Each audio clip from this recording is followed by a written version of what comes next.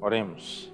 Senhor nosso Deus e Pai amado, muito obrigado, Senhor, pela oportunidade que o Senhor nos deu de podermos te louvar. Pedimos agora pela meditação em Tua Santa Palavra, que o Teu Santo Espírito possa iluminar a vida de cada um para que possa entender e obedecer para a Tua glória, Pai. Nós oramos agradecidos em nome do Teu Filho amado, nosso Senhor e Salvador Jesus Cristo. Amém. Bem, irmãos, nós vamos dar continuidade no estudo que estamos fazendo sobre os personagens ao redor da cruz. E estamos estudando sobre os dois malfeitores que estavam lá ao redor da cruz no dia da crucificação de Cristo. Um à sua direita e outro à sua esquerda. Lucas capítulo 23, verso 39, vai falar sobre esse episódio. Diz assim a palavra de Deus: um dos malfeitores crucificados blasfemava contra ele, dizendo: não és tu o Cristo? Salva-te a ti mesmo e a nós também. Respondendo-lhe, porém, o outro repreendeu, dizendo: nem ao menos temes a Deus, estando sob igual sentença? Nós, na verdade, com justiça, porque recebemos o castigo que os nossos atos merecem. Mas este nenhum mal fez. E acrescentou: Jesus, lembra-te de mim quando vieres no teu reino. Jesus lhe respondeu: em verdade te digo que hoje estarás comigo no paraíso. Deus abençoe a sua santa palavra. Então esse texto fala, sobre essa história lá dos dois ladrões, como é mais conhecido, que não eram três, porque Jesus não era ladrão, eram dois ladrões. Um deles continuou rebelde contra Deus e o outro se arrependeu. O que continuou rebelde, a Bíblia não fala que ele ia para o paraíso, não. Mas o que se arrependeu, a Bíblia relata que diz: hoje estarás comigo no paraíso. Então a Bíblia deixa bem claro que o ladrão que se arrependeu, mesmo no último suspiro, no último momento, ele teve salvação. E o outro que não se arrependeu, fica aí implícito, que ele realmente não foi salvo. Se eu souber, eu digo. É do verbo vir, quando vieres no teu reino, Ou seja, quando ele estiver voltando para o reino dele, certo? Vieres é do verbo vir, Eu venho, tu vens, ele vem, certo? Então, quando ele vier, para ficar mais simples, O ladrão estava pedindo: Senhor, quando o Senhor vier no reino, lembre-te de mim, O Senhor vai voltar um dia, então quando o Senhor voltar, se lembre de mim, Então, Jesus disse: olha, na verdade eu vou te dar uma surpresa. Não é só quando eu vier que você vai estar na minha presença, Só quando eu voltar. É hoje. Hoje estarás comigo no paraíso.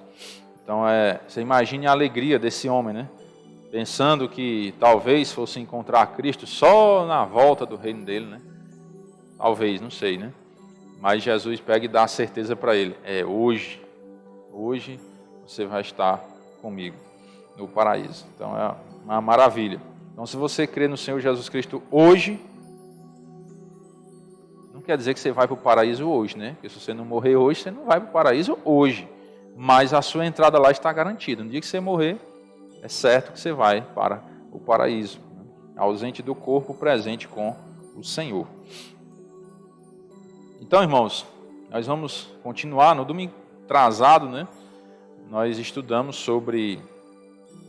Fizemos uma exposição desse texto de Lucas aqui, detalhando algumas coisas. E hoje vamos dar continuidade no nosso livro, que estamos estudando, os personagens ao redor da cruz, falando aí que Jesus estava entre dois ladrões. Marcos capítulo 15, Marcos 15 e 25.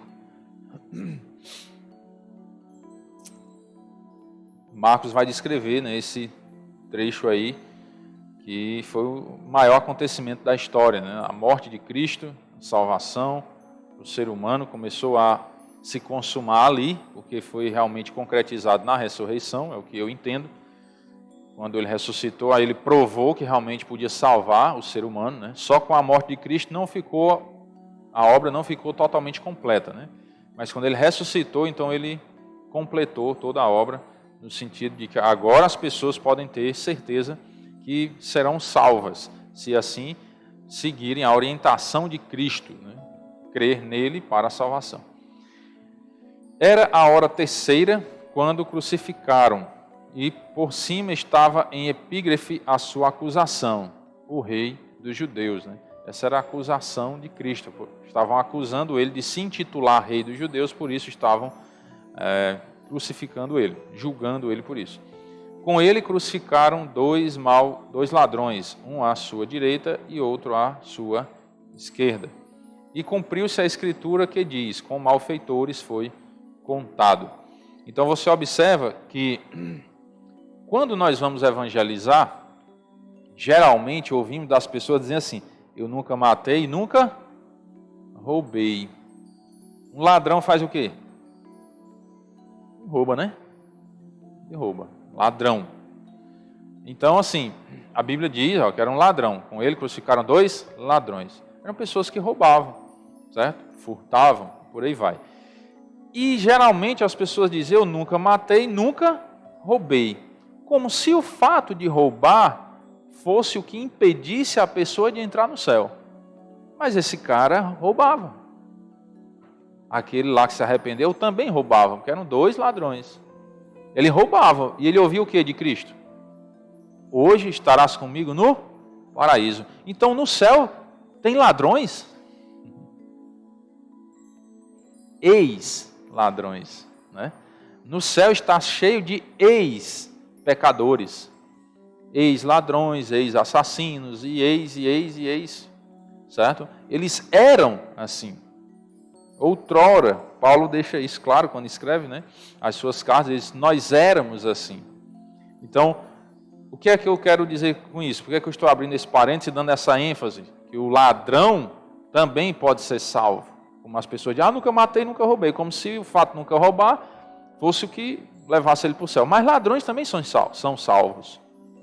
Só que eles precisam se arrepender. Tem pessoas que ensinam por aí, venha do jeito que você está, né? Tudo bem, você vai se arrepender e não vai consertar tudo na sua vida primeiro para ir para Jesus. Primeiro você vai entender que é um pecador, precisa se arrepender de seus pecados. Então você se arrepende e vai como está. Certo? Não quer dizer que você pode continuar cometendo os mesmos erros, os mesmos pecados. Você crê no Senhor Jesus e vai pela fé. E Jesus vai transformar a sua vida. Tem pessoas que esperam, né? Não, quando eu me consertar, aí eu vou para Jesus. Cuidado, porque esse dia pode nunca chegar. Por quê? Porque nós sozinhos, sem Deus, irmão, não temos força contra o inimigo. Você sabe o poder que Satanás tem? Não subestime o poder de Satanás. Não pense que você pode enfrentar ele sozinho. Que você não vai conseguir vencer essa batalha. Satanás ele pode se transformar em anjo de luz. Você pode? Se você não pode, então você não tem mais poder do que ele. Então como é que você pode dizer, não, eu vou primeiro ajeitar a minha vida, né? Aí depois eu vou entregar minha vida a Cristo. Cuidado. Porque enquanto você não crê em Jesus, você não tem o Espírito Santo dentro de você. Então como é que você vai travar aquela batalha contra a carne? Gálatas 5:17, ó. A carne milita contra, espírito está com letra, é uma referência ao Espírito Santo. Então, quando o Espírito Santo vem habitar dentro de você, que você creu, então há essa luta. A carne milita, né, guerreando, lutando, batalhando contra o Espírito, e o Espírito Santo que está dentro de você, lutando contra a carne. Porque são opostos entre si. Para que não façais o que porventura seja do vosso querer. Agora tira o espírito. Quem é que vai lutar contra a carne? Ninguém. Então você está só com a carne, reinando na sua vida. Então por isso que você primeiro tem que se arrepender dos seus pecados, crer no Senhor Jesus, o Espírito Santo habita dentro de você. Você é selado com o Espírito Santo. Aí sim, agora há uma luta leal, né, vamos dizer assim, que você vai conseguir vencer por meio do Espírito Santo. Então não fique nessa ilusão achando que você vai conseguir lutar sem o Espírito Santo. Não vai. Para começar, não tem nem luta, né? Não tem luta. Porque a carne milita contra quem? Contra o Espírito. Se não tem Espírito, não tem luta. Certo? Você está sozinho, sendo dominado pela carne. gente precisa entender isso.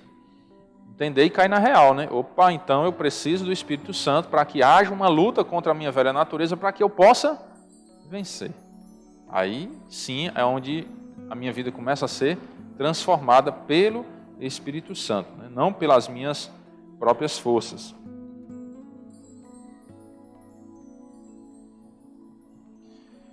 Então, é um cumprimento de profecia, né? Aquilo que aconteceu com o Senhor Jesus naquele dia, na sua morte, na sua crucificação, foi um cumprimento de profecia. Lá em Isaías 53 e 12, já foi profetizado isso. Por isso eu lhe darei muitos como a sua parte, com os poderosos repartirei-lhe o despojo, porquanto derramou a sua alma na morte, foi contado com os transgressores. Contudo, levou sobre si o pecado de muitos e pelos transgressores intercedeu.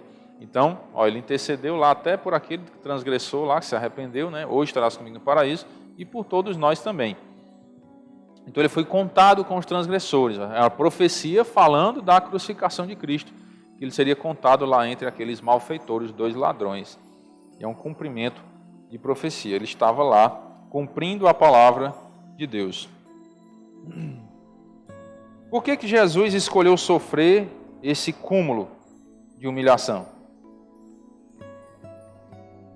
Porque o ser humano não poderia ser salvo sozinho, certo? Nós vimos neste instante, né? A carne milita contra. Como o ser humano receberia o Espírito Santo de Deus se não fosse por meio da fé em Cristo? Não tem como, certo? Então só podemos alcançar a graça de Deus por meio do Espírito Santo. E habita dentro de nós, por quê? Porque ele é o penhor da nossa herança, a garantia da nossa salvação. E nós só recebemos ele por meio de Jesus. Então por isso que ele escolheu fazer isso, né? Sofrer por nós, porque era o único jeito, não tinha outro jeito. Porque Cristo, quando nós ainda éramos fracos, morreu a seu tempo pelos ímpios. O que é que nós somos? Sem Cristo, somos fracos. Nós não conseguimos entrar no céu, não conseguimos lutar contra a nossa velha natureza, porque somos fracos. E aí Cristo morreu, e assim nós podemos ter acesso à salvação e à vida eterna. Então, um dos grandes problemas, uma das grandes barreiras, né, que eu considero para o ser humano se chegar ao Senhor Jesus, se chama o orgulho. Porque o ser humano ele não quer reconhecer que é fraco. Inclusive, essa palavra que alguns chamam os crentes. Aquele povinho que busca a Deus é porque eles são fracos. É isso mesmo. Nós reconhecemos que somos fracos, por isso buscamos a Deus. Porque nós sabemos que o mundo inteiro jaz no maligno, está nas garras de Satanás. E se nós seguirmos o curso deste mundo, nós iremos para o inferno. E aí eu olho para o céu e vejo, e medito, eu não consigo chegar lá, porque eu sou fraco. Então eu creio em Cristo, que morreu por mim. E aí eu, por gratidão, entrego minha vida a Cristo. Ele morreu por mim já. Ele já me deu um presente. Ele só diz, venha a mim buscar. E aí eu quero não. Isso representa o quê? Vamos supor que eu compro um presente para o Caleb. Ei, Caleb, ó, esse presente aqui eu comprei para ti, ó. Vem aqui pegar. Quero não. É ingratidão, orgulho, entendeu? E Deus não trabalha no coração orgulhoso e ingrato. Lembra daquela parábola lá dos 10 leprosos? Deus curou os 10, né? O Senhor Jesus curou 10. Quantos voltaram para agradecer? Só um. Isso ali é uma demonstração que Deus não se agrada de pessoas ingratas. E aí Deus compra um presente para você, que é a salvação, por meio do sangue de Cristo, que não foi nem prata nem ouro, porque nada desse mundo poderia comprar. Ele diz, toma, é teu esse presente, a salvação. Venha buscar? Aí tu quer não. É ingratidão. Você acha que essa pessoa vai para o céu? Negativo, não vai. Certo? Porque os ingratos não herdarão o reino de Deus também. Certo? No sentido de rejeitar a salvação. A ingratidão que eu estou falando no sentido de rejeitar a salvação. Né?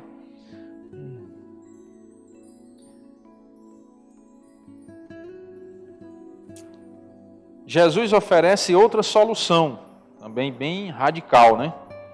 que é o perdão e o novo nascimento como filho de Deus. Se observar Romanos 6:23, o salário do pecado é a morte. Mas não para por aí, né? O dom gratuito de Deus é a vida eterna em Cristo Jesus, nosso Senhor. Aqueles homens lá na cruz, né, eram malfeitores, ladrões, pecadores, eram tidos como a escória da sociedade, podemos usar essa linguagem, né, para entender melhor. É tanto que eles foram punidos com a pior morte daquela época, que era só para os piores dos piores, a crucificação. E eles estavam lá sendo crucificados.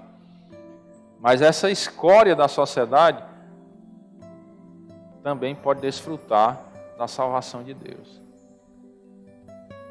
Você entende o que é isso? O pior dos piores pode ser salvo, pode ir para o céu.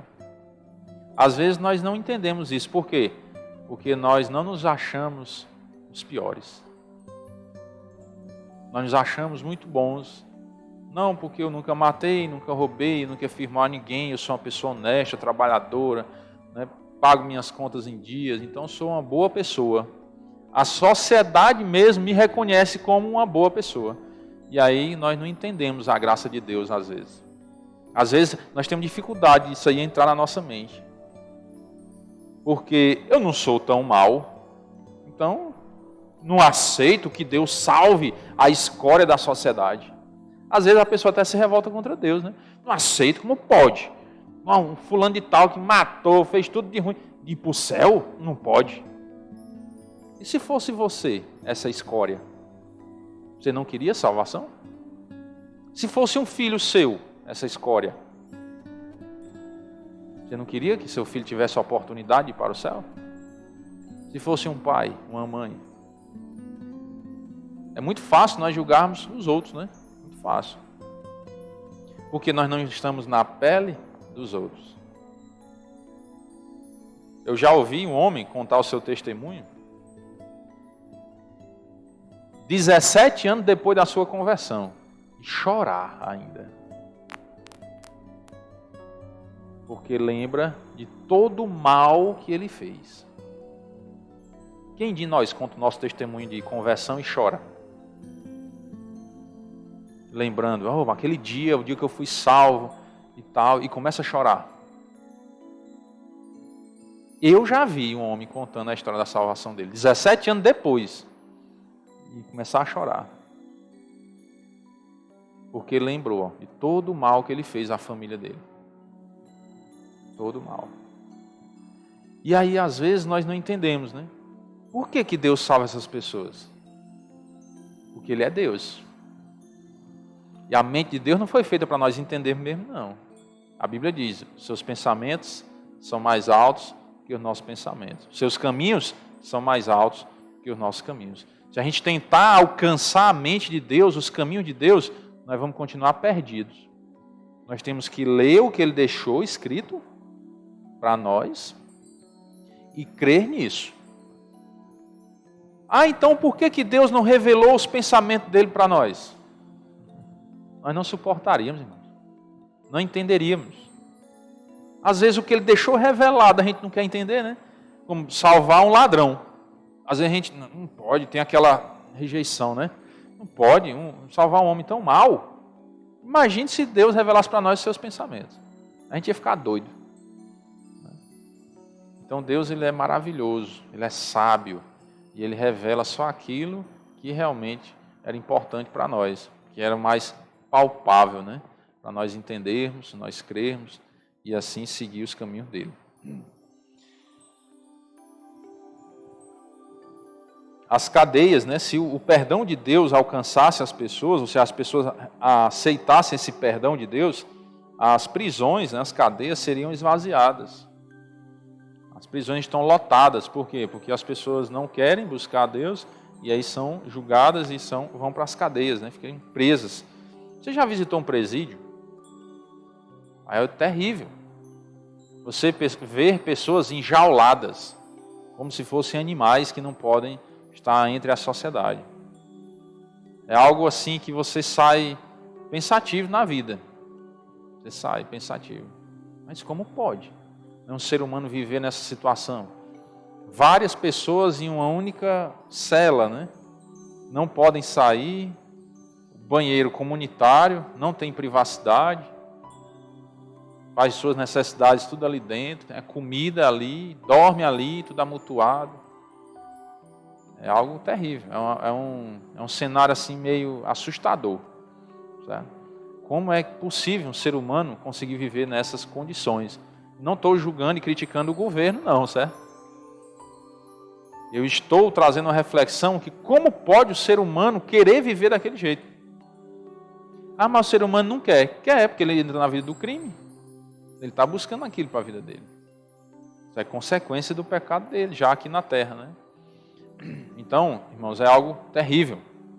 Por que essas pessoas não ouvem, dão ouvido ao Evangelho, se convertem e mudam de vida? Eu conheço pessoas que já foram presidiários também e que se converteram. E hoje tem uma vida totalmente transformada. É um homem de Deus mesmo. Mas vivia lá dentro. E fazia coisas terríveis. Fugiu da cadeia várias vezes. E era preso novamente, porque fugia e fazia coisa errada de novo. Até que um determinado dia Deus o alcançou pela graça e ele teve a vida totalmente transformada. Deus mudou totalmente. Então, é possível a vida de um ser humano ser transformada por meio da palavra de Deus. Por isso você tem que entender isso, né? Eu quero ter uma vida transformada, então eu preciso de Deus na minha vida. Porque só Ele tem poder para fazer isso. Não adianta nós querermos fazer com as nossas próprias forças, porque o Satanás ele vive rugindo como leão, ó, pronto para nos devorar. E aí, se você quiser enfrentar um leão sozinho, você vai se dar mal. Então você precisa do Rei dos Reis, né? Do leão da tribo de Judá, que é Jesus. Aí ele vai lá vencer a batalha por nós.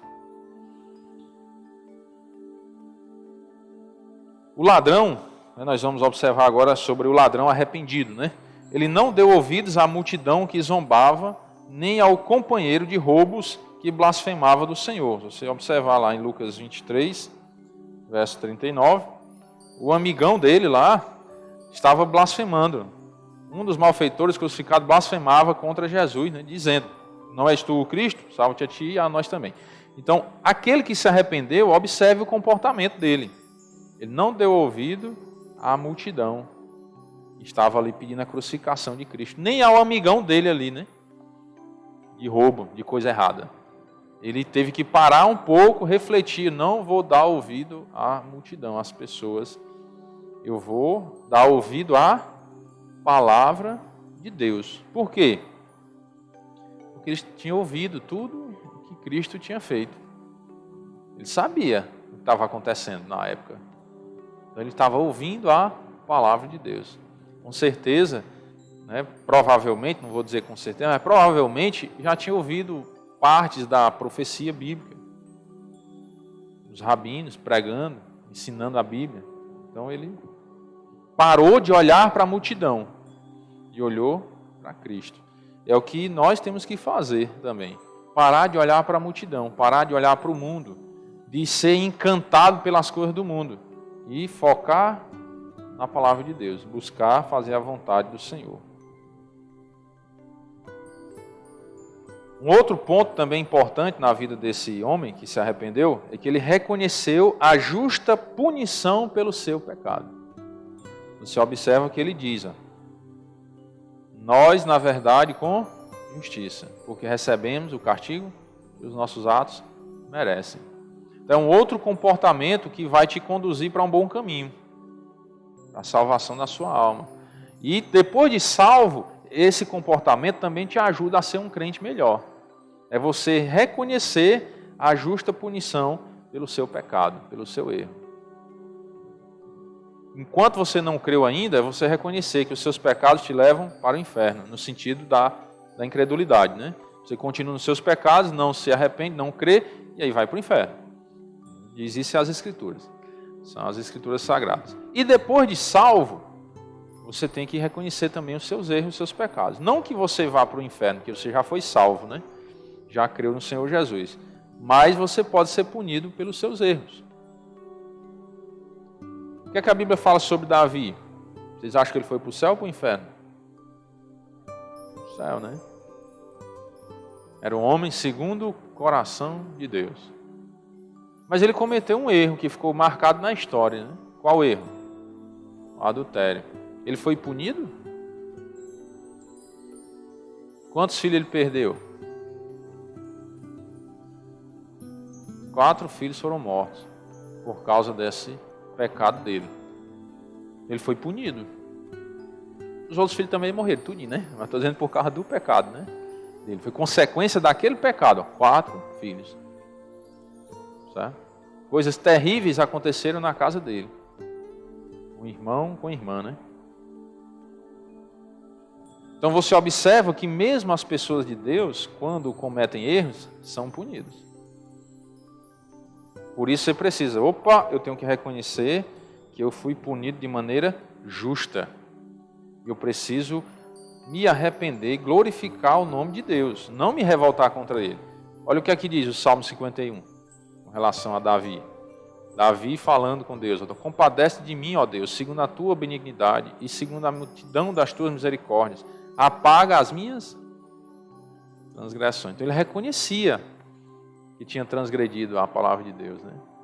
Lava-me completamente da minha iniquidade e purifica-me do meu pecado. Você acha que uma pessoa que não reconhece que errou vai orar a Deus dessa forma? Lava-me completamente da minha iniquidade e purifica-me do meu pecado. Quem ora desse jeito? Não levante a mão, né? Só para reflexão. Será que você reconhece realmente que está completamente sujo? Cheio de pecados e que precisa ser lavado por Cristo? Pois eu conheço as minhas transgressões e o pecado está sempre diante de mim. Pequei contra ti somente, e fiz o que é mal perante os teus olhos, de maneira que serás tido por justo no teu falar e puro no teu julgar. Então Davi cometeu um pecado, reconheceu que tinha pecado e reconheceu ser justo a punição. Seria justo ele ser punido.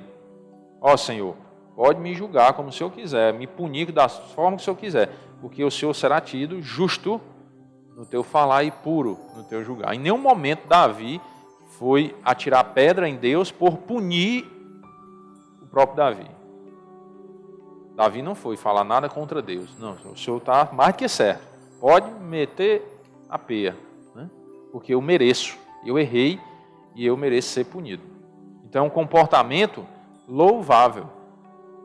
Deus se agrada disso, porque é um coração quebrantado. Reconhecer que errou e reconhecer que realmente merece ser punido.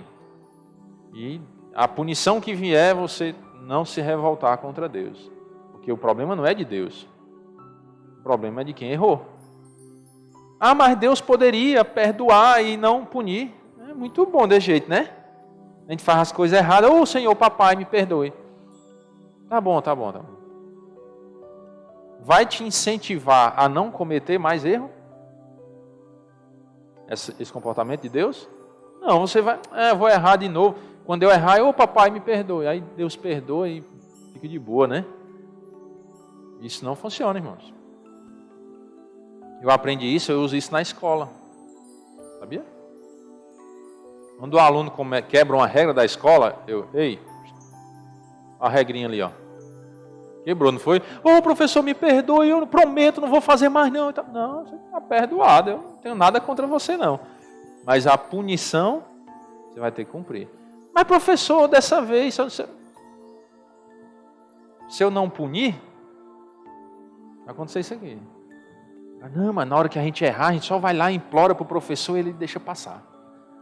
Aí eu vou incentivar o quê? Ele está sempre errando. E a ser malandro, não é? Malandro. Na hora que eu erro, eu vou lá e peço perdão e o professor deixa passar. Não pode. Errou, quebrou a regrinha, punição. Certo? Porque aí a pessoa vai entrar no eixo. Rapaz, não tem jeito não, mas ou nós se aquietam, então o professor não deixa passar batido, não. É o que Deus está ensinando. E aí eu pego o conselho daqui e aplico no dia a dia. E funciona. Porque é um conselho de Deus, não é dos homens. E funciona, graças a Deus. Então nós temos que entender isso também na nossa vida, né? Eu errei, então mereço ser punido. Foi um dos comportamentos lá do ladrão na cruz, ele se arrependeu, e ele se deu bem.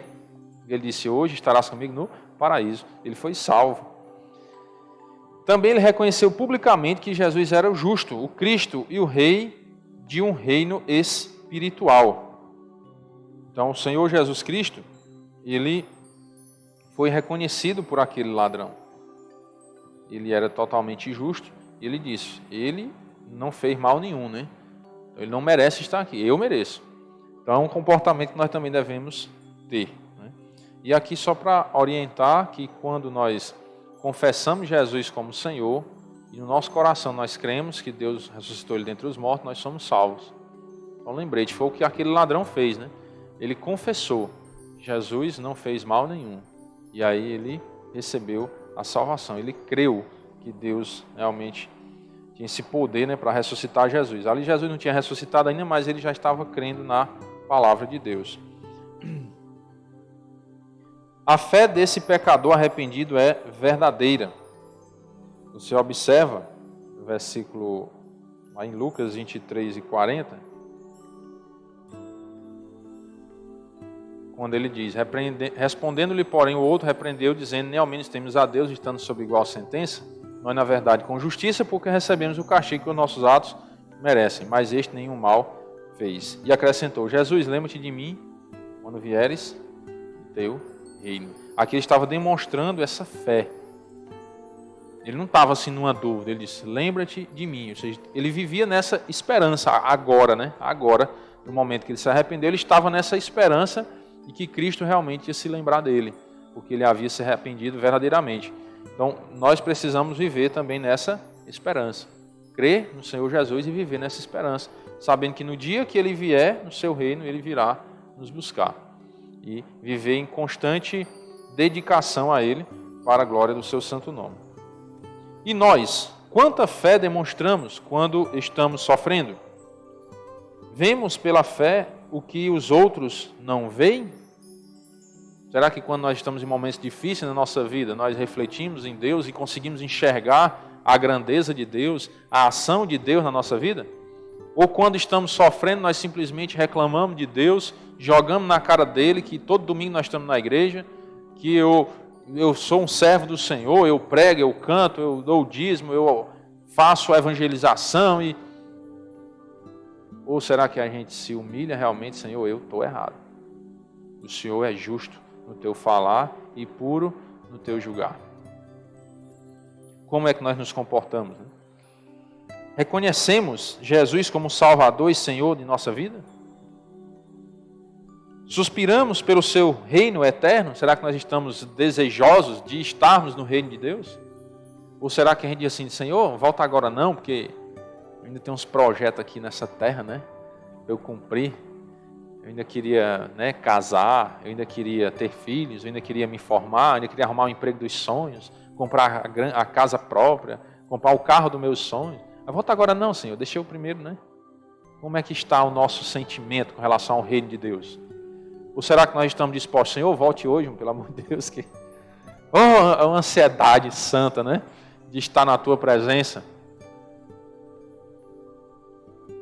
Até isso, irmão, nós temos que nos avaliar todos os dias, né? Como está o meu desejo de me encontrar com Cristo? Achei engraçado uma viagem que nós estávamos fazendo.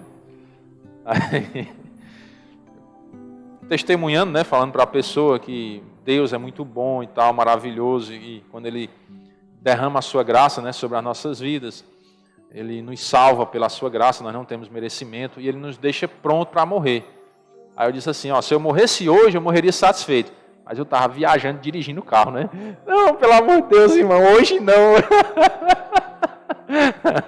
A pessoa disse, né? Hoje não, hoje não dá certo, eu não estou pronto ainda não, né? Aí, parece loucura, né? O cara dirigindo o carro e não está pronto para morrer, né?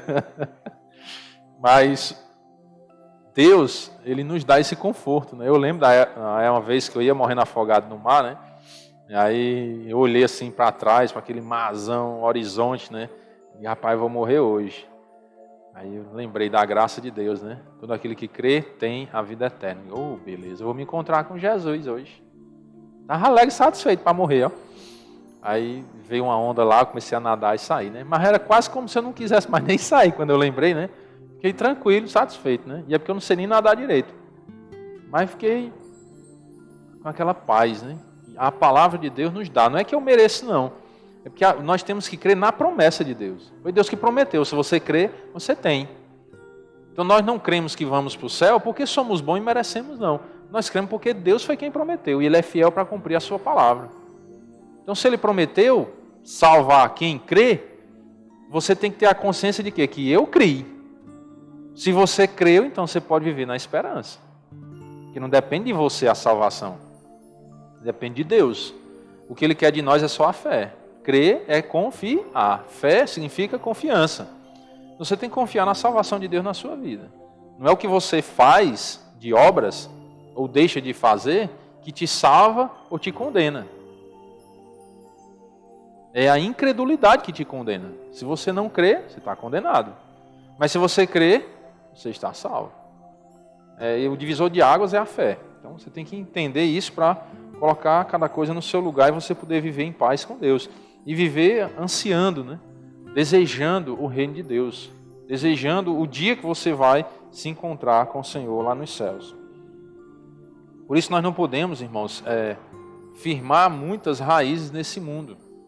Porque a nossa tendência é tendência natural do ser humano e é o que a mídia prega, é o que a sociedade prega também.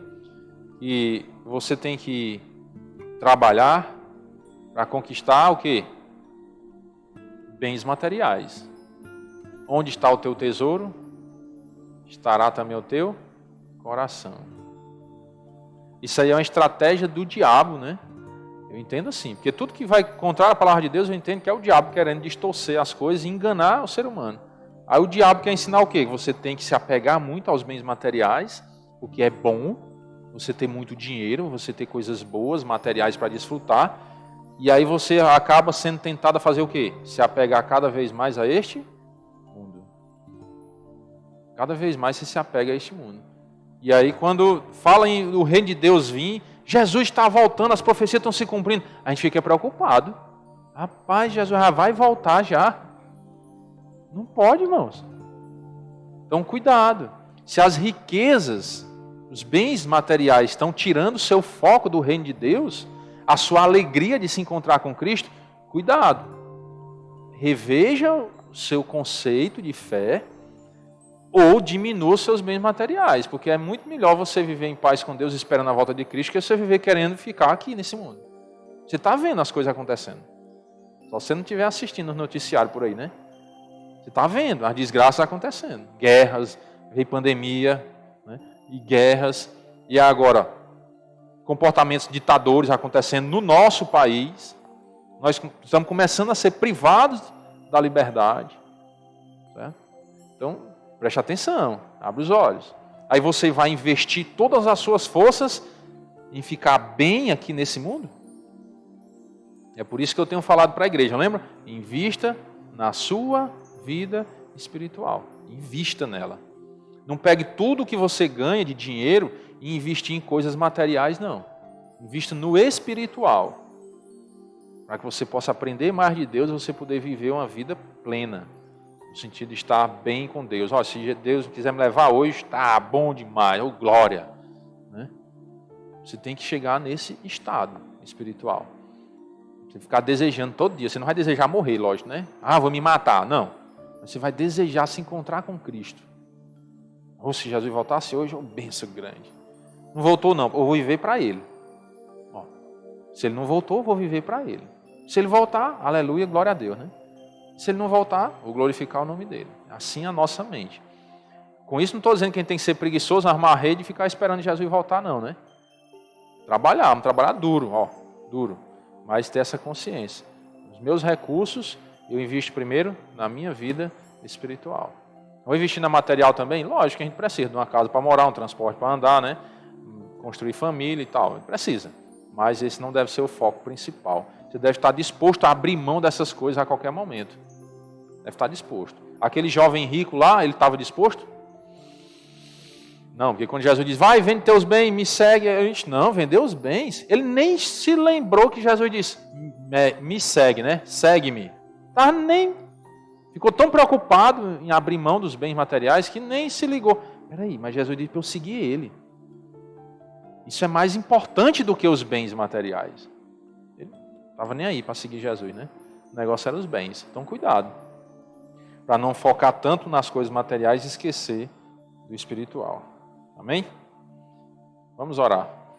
Senhor nosso Deus e Pai querido, muito obrigado pela bondade do Senhor em nossas vidas. Pedimos perdão por nossos pecados. Te agradecemos, Senhor, pela Tua palavra, que é maravilhosa. Fala aos nossos corações e nos traz a reflexão, a meditação, para que a cada dia possamos estar mais próximo de Ti, buscar mais a Tua palavra, uma intimidade com o Senhor, uma vida santa que Te agrada, esperando, ó Pai, e ansiando, desejando estar contigo na eternidade. Pedimos, ó Pai, que esse dia possa chegar o mais rápido possível, dentro da Tua santa vontade para a Tua glória. E assim todos possam estar preparados para se encontrar com o Senhor. Pedimos as bênçãos do Senhor sobre esse dia, a Tua proteção, o Teu cuidado. Possamos glorificar o Teu nome em tudo. E à noite, ó Pai, possamos retornar para juntos Te adorar e aprender a Tua palavra. Nós oramos em nome do Teu Filho amado, nosso Senhor e Salvador, Jesus Cristo. Amém. Bom dia, irmãos, e até a noite, se Deus quiser.